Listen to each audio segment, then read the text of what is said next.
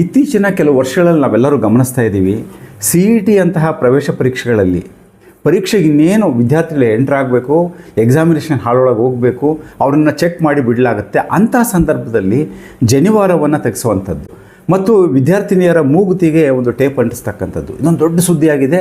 ಪ್ರತಿ ವರ್ಷವೂ ಇದು ನಡೆಯುತ್ತೆ ಅನ್ನುವಂಥದ್ದು. ಇದರಿಂದ ನಾನೊಬ್ಬ ವಿದ್ಯಾರ್ಥಿ ಆದರೆ ನಾನು ಪರೀಕ್ಷೆಗೆಲ್ಲ ಸಿದ್ಧತೆ ಮಾಡ್ಕೊಂಡಿರ್ತೀನಿ, ಎಕ್ಸಾಮ್ ಬರೀಬೇಕು, ನಾನು ಹೋಗಿ ಎಲ್ಲ ರೀತಿಯಾಗಿರ್ತಕ್ಕಂಥ ಒಂದು ಸಿದ್ಧತೆ ಆದಾಗ ನಾನು ಪರೀಕ್ಷೆ ಹಾಲೊಳಗೆ ಹೋಗಬೇಕಾದ್ರೆ ನನಗೆ ಈ ರೀತಿ ಕ್ರಮ ತೊಗೊಂಡಾಗ ನನಗೆ ದಿಕ್ಕೆ ತೋಚ್ದಂಗೆ ಆಗುತ್ತೆ. ವಿದ್ಯಾರ್ಥಿನಿಯರಿಗೆ ಗಾಬರಿ ಆಗುತ್ತೆ, ಆತಂಕ ಆಗುತ್ತೆ. ಪರೀಕ್ಷೆ ಓದಿರ್ತಕ್ಕಂಥದ್ದು ಮರ್ತು ಹೋಗ್ಬೋದು. ನನಗೆ ಅರ್ಥ ಆಗದೆ ಇರೋವಂಥದ್ದು ಯಾವುದೋ ಒಂದೋ ಎರಡೋ ಕಾಲೇಜಲ್ಲಿ ನಡೆಯುತ್ತಲ್ಲ, ಯಾಕೆ ಈ ಥರ ಆಗುತ್ತೆ? ಸರಿಯಾದ ಇನ್ಸ್ಟ್ರಕ್ಷನ್ಸ್ ಹೋಗಿರಲ್ವ, ಅವ್ರಿಗೆ ತರಬೇತಿಗಳಾಗಿರಲ್ವಾ? ಯಾಕಂದರೆ ಶಿಕ್ಷಣ ಇಲಾಖೆಯಿಂದ CET ಸೆಲ್ಲಿಂದ ಮತ್ತು ಅಥವಾ ಇನ್ಯಾವುದೇ ರೀತಿಯ ಕೇಂದ್ರ ಸರ್ಕಾರ ನಡೆಸ್ತಕ್ಕಂಥ ಯಾವುದೇ ಪರೀಕ್ಷೆ ಇರ್ಬೋದು, ಯಾವುದೇ ಹಂತದ ಪರೀಕ್ಷೆಗಳಲ್ಲಿ ನಿರ್ದಿಷ್ಟವಾಗಿರ್ತಕ್ಕಂಥ ಒಂದು ಗೈಡ್ಲೈನ್ಸ್ ಹೊರಟೋಗಿರುತ್ತೆ. ಈ ಗೈಡ್ಲೈನ್ಸ್ ಮಾರ್ಗಸೂಚಿಗಳನ್ನು ಪರೀಕ್ಷಾ ಕೇಂದ್ರದವರು ಅದನ್ನು ಸರಿಯಾಗಿ ಓದ್ಕೊಂಡಿರಲ್ವಾ ಅನ್ನುವಂಥದ್ದು ಮೊದಲನೇ ಪ್ರಶ್ನೆ. ಎರಡನೇ ಪ್ರಶ್ನೆ, ಅವರಿಗೆ ಸರಿಯಾದ ರೀತಿಯ ತರಬೇತಿಗಳನ್ನು ಕೊಟ್ಟಿರಲ್ವಾ ಅನ್ನುವಂಥದ್ದು.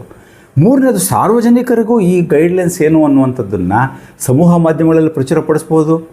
ಯಾಕೆಂದರೆ ಜನಿವಾರ ಇರಬಹುದು ಅಥವಾ ಶಿವದಾರ ಇರ್ಬೋದು ಅಥವಾ ಮೂಗುತಿ ಇರ್ಬೋದು ಅಥವಾ ಇನ್ಯಾವುದೇ ಇರಬಹುದು, ಅವುಗಳಿಂದ ಏನಾದ್ರೂ ಕಾಪಿ ಮಾಡಬಹುದು, ಎಲೆಕ್ಟ್ರಾನಿಕ್ ಗ್ಯಾಡ್ಜೆಟ್ಸನ್ನು ಅವ್ರು ಏನಾದರೂ ಇಟ್ಕೋಬಹುದು ಅನ್ನುವಂತಹ ಭಯ ಏನಾದರೂ ಇದ್ದರೆ, ಆತಂಕ ಏನಾದರೂ ಪರೀಕ್ಷೆ ನಡೆಸ್ತಕ್ಕಂಥವ್ರಿಗಿದ್ದರೆ ಅದನ್ನು ಚೆಕ್ ಮಾಡಿ ಬಿಡ್ಬೋದಲ್ವಾ? ಇವತ್ತು ಯಾಕಂದರೆ ಜನಿವಾರದಲ್ಲಿ ಏನೂ ಯಾವುದೇ ರೀತಿಯಾಗಿರ್ತಕ್ಕಂಥ ಕಾಪಿ ಓಡಿಸ್ಲಿಕ್ಕೆ ಅಥವಾ ಆ ರೀತಿಯ ಏನನ್ನು ಹಾಕ್ಕೊಳ್ಳಿಕ್ಕೆ ಅವಕಾಶವೇ ಇರಲ್ಲ. ಆದರೂ ಸಹ ಮುಂಜಾಗ್ರತಾ ಕ್ರಮ ತಗೋಬೇಕು ಅನ್ನೋದಾದರೆ ಆ ಸ್ಕ್ಯಾನಿಂಗ್ ಮಿಷನ್ಸ್ ಇರುತ್ತೆ, ಅದನ್ನು ಪ್ರೊವೈಡ್ ಮಾಡ್ಬೋದು, ಮಾಡಿ ಕಳಿಸ್ತಾರೆ ಅದನ್ನು. ಇಷ್ಟೆಲ್ಲ ಇದ್ದಾಗಲೂ ಸಹ ವಿದ್ಯಾರ್ಥಿಗಳಿಗೆ ಈ ರೀತಿಯ ಒಂದು ತೊಂದರೆ ಆಗುವಂತಹ ರೀತಿಯಲ್ಲಿ, ಯಾವುದೇ ರೀತಿಯ ವಿದ್ಯಾರ್ಥಿ, ಯಾವುದೇ ಧರ್ಮ ಜಾತಿ ಇರಬಹುದು, ತೊಂದರೆ ಆಗುವಂತಹ ರೀತಿಯಲ್ಲಿ ಅವರನ್ನು ಪ್ರತಿಬಂಧಿಸ್ತಕ್ಕಂಥದ್ದು, ಪರೀಕ್ಷೆ ಹಾಲೊಳಗೆ ಹೋಗಬೇಕಾದ್ರೆ ಅವ್ರಿಗೆ ಇದೆಲ್ಲ ತೆಗಿ ಅನ್ನುವಂಥ ಒಂದು ಸೂಚನೆ ಕೊಡುವಂಥದ್ದು ನಿಜಕ್ಕೂ ವಿದ್ಯಾರ್ಥಿ ಸ್ನೇಹಿಯಾದ ಪದ್ಧತಿ ಅಲ್ಲ.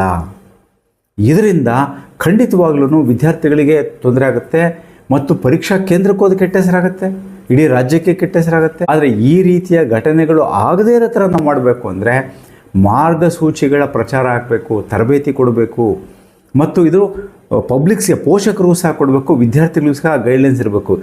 ಏನಿದೆ ಏನಿಲ್ಲ ಕನ್ನಡದಲ್ಲೂ ಇರಬೇಕದು.